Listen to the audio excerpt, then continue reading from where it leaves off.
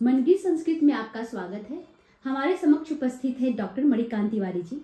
तो आज हम चर्चा करेंगे बहुत ही चर्चित और विवादित विषय गो मांस भक्षण, जिसे हम आम भाषा में बीफ कहते हैं। तो सर, क्या शास्त्रों में गो मांस भक्षण, जिसे हम बीफ कह रहे हैं, इस विषय में कुछ चर्चा की गई है? ठीक है, बहुत बहुत धन्यवाद डॉक्टर गीतांजलि जी। आज का विषय बहुत ही विवादित और निश्चित ही बहुत गंभीरता के साथ जिस पर विचार करने की आवश्यकता है, और ये भी अपेक्षित है श्रोताओं से कि आप इस विषय को पूर्णतः सुने, क्योंकि आधा सुनने से शंका बनी रह सकती है और निश्चित ही भ्रमित ज्ञान उत्पन्न करने का हेतु बन सकता है। तो हम सबसे पहले ये समझते हैं कि भारतीय सभ्यता गौमांस भक्षण के विषय में क्या विचार रखती है। निश्चित ही गौमांस भक्षण ये शब्द बहुत सारे अलग अलग अर्थों को अपने अंदर समेटे हुए है। अगर इसको सीधे अर्थों में देखा जाए तो लोक में इसका एक सामान्य अर्थ प्रचलित है कि हाँ, वो जो गौ विशेष, जानवर विशेष है, पशु विशेष है, जिसको भारतीय सभ्यता में शक्ति स्वरूपा के रूप में भी ग्रहण किया गया है, जिसके अंदर हम सर्वविद देवी देवताओं का आधान करते हैं और उनकी विद्यमानता को स्वीकार करते हैं। तो क्या ये पशु विशेष जो है, क्या उसी को गौ के रूप में हमें समझना चाहिए, या गौ शब्द से और अलग अलग अर्थों की भी उपलब्धि होती है? और क्या गौमांस भक्षण का सीधा अर्थ बीफ खाने से ही है या कुछ अन्य भी है? तो इसके विषय में मैं आप लोगों को हठयोग प्रदीपिका के प्रायोगिक पक्ष की तरफ लेकर चलता हूँ, जहाँ पर ये कहा गया है कि गौमांस भक्षण ही सर्वोपरि है। अब ये निश्चित ही सुनने पर थोड़ा अजीब लग रहा है। वहाँ पर गौमांस भक्षण के लिए आया है कि गौमांस भक्षण जो करते हैं वही कुलीन हैं, जो अमर वारुणी शब्द का प्रयोग करके सामान्य अर्थ में जैसे हम मदिरा के सेंस में ग्रहण करते हैं, उसका जो पान करते हैं वही कुलीन हैं। अन्य सभी जो हैं वो अपने कुल के घातक हैं, ऐसा प्रयोग किया गया है। तो क्या यही उसका मुख्यार्थ है? निश्चित ही शास्त्रीय वचन है, ऊपर से योग और तंत्र से संबंधित है, तो निश्चित ही इसका जो मुख्यार्थ है वो भिन्न है। और इसके मुख्यार्थ के ऊपर विचार करने से पूर्व मैं आपको बताना चाहूँगा कि योग और तंत्र दोनों रूपक शब्दों का बड़ा प्रयोग करता है। दोनों कहीं ना कहीं एक शब्द के अनेकार्थ की दृष्टि को गुरु परंपरा के संरक्षण के लिए सांकेतिक रूप में अभिव्यक्त करता है। तो क्या यही गौमांस भक्षण है, और क्या इसी गौमांस भक्षण की चर्चा की जा रही है भारतीय सभ्यता में? तो मैं आप लोगों को कहना चाहूँगा कि गौमांस भक्षण वो विधि नहीं है, वो बात नहीं है जिसके लिए कहा जाता है। गौमांस भक्षण का तात्पर्य सभी दृष्टि से भिन्न है। लौकिक दृष्टि से आप उसको इस रूप में समझते हैं कि गौमांस का मतलब है गाय का मांस, लेकिन हाँ, निश्चित ही हमारे शास्त्रों में गौ शब्द के विभिन्न अर्थ प्राप्त होते हैं, और योग शास्त्र में गो शब्द से जिह्वा को लिया जाता है। गौमांसम भक्षय नित्यम प्रिवेदामरवारुणिम तमहम कुलीनम मन्ये अन्ये चेतर घातकाः या चेतरे कुलघातकाः, इस तरह का प्रयोग हमें प्राप्त होता है। तो क्या ये जो प्रयोग किया गया कि गौमांसम भक्षय नित्यम, गौमांस का रोज भक्षण करना चाहिए, इसका मतलब क्या हुआ?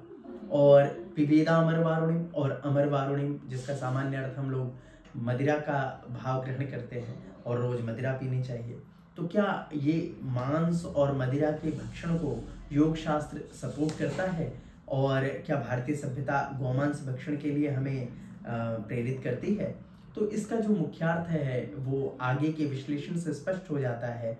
गो शब्देन उदिता जिह्वा, गो शब्द के द्वारा यहाँ पर जिह्वा का ग्रहण होता है, और भक्षण से तात्पर्य है जीवा का कपाल कुहर में प्रविष्ट होना, अर्थात खेचरी मुद्रा की यहाँ चर्चा की जा रही है। जीभ को यहाँ गो शब्द से कहा गया, और जीभ का कपाल कुहर में प्रवेश कर जाना ये भक्षण शब्द से कहा गया। इन दोनों के संयोजित स्वरूप को, इन दोनों के मिले हुए रूप को हम कहते हैं गौमांस भक्षण। गौमांस भक्षण का तात्पर्य है खेचरी मुद्रा। तो क्या खेचरी मुद्रा ही गौमांस भक्षण है भारतीय पद्धति में? निश्चित ही यही वो विधि है, यही वो शब्द है जिससे कहीं ना कहीं सामान्य बुद्धि वाले लोग जिनको शास्त्रों का ज्ञान नहीं है वो ये कहते हुए सुने जाते हैं कि हाँ भाई गौमांस खाना चाहिए, क्योंकि शास्त्र में उसका वर्णन है, गौमांस खाने के लिए शास्त्र प्रेरित करता है। लेकिन वो संपूर्ण रूप से विषय को न सुनने के कारण ऐसा अर्थ करते हैं। तो जिह्वा का कपाल कुहर में प्रवेश जो है यही गौमांस भक्षण है। अब पिवेदा अमर वारुणिम का क्या मतलब है?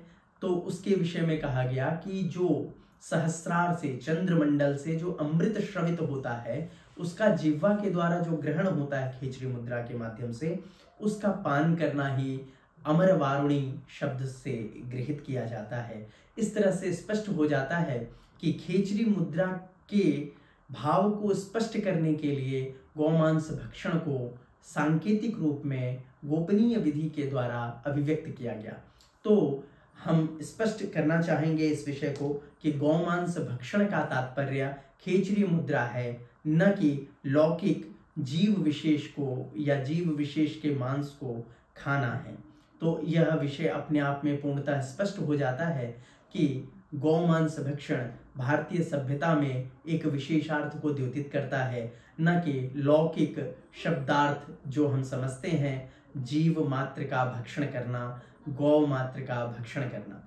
तो वैसे भी निश्चित ही जहाँ वेदों में गाय को हम सभी के लिए माता शब्द के रूप में अभिव्यक्त कर रहे हैं और जहाँ हम अहिंसा परमो धर्मः ऐसी अभिव्यक्ति करते हैं, उस परंपरा में, उस भारतीय सैद्धांतिक परंपरा में निश्चित ही गौमांस भक्षण का तात्पर्य किसी जीव को मारकर उसके मांस को ग्रहण करना और अमर वारुणी शब्द से किसी सामान्य मदिरा इत्यादि का ग्रहण करना, ये केवल एक मूर्खता है, ये केवल एक शास्त्र को न समझ पाने के कारण की गई अभिव्यक्ति है।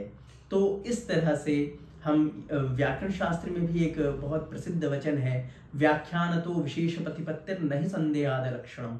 आपको व्याख्यान से विशेष बोध करना चाहिए। किसी विषय में अगर आपको संदेह हो गया है तो उसको आप सीधा नकारिए मत, आप विशेष प्रतिपत्ति, विशेष ज्ञान के व्याख्या के माध्यम से उसको स्पष्टतः जान सकते हैं। तो इसी के साथ मैं अपने विषय को पूर्णता की तरफ ले जाते हुए आपसे कहना चाहता हूँ कि हमारी भारतीय संस्कृति पूर्णतः अहिंसा का पक्षधर है। किसी भी तरह से किसी भी जीव को कष्ट ना देना, ये हमारी भारतीय संस्कृति का मूल आधार है और यही वो सिद्धांतिक पक्ष है जिसके लिए हम सब भारतीय संस्कृति, भारतीय व्यवस्था के सदैव ऋणी हैं। इसी के साथ मैं अपने वचनों को विराम देता हूं और आपसे निवेदन करता हूं कि मेरे चैनल मन की संस्कृत को सब्सक्राइब करें, लाइक करें और इस विषय को अधिक से अधिक शेयर करें। हार्दिक धन्यवाद।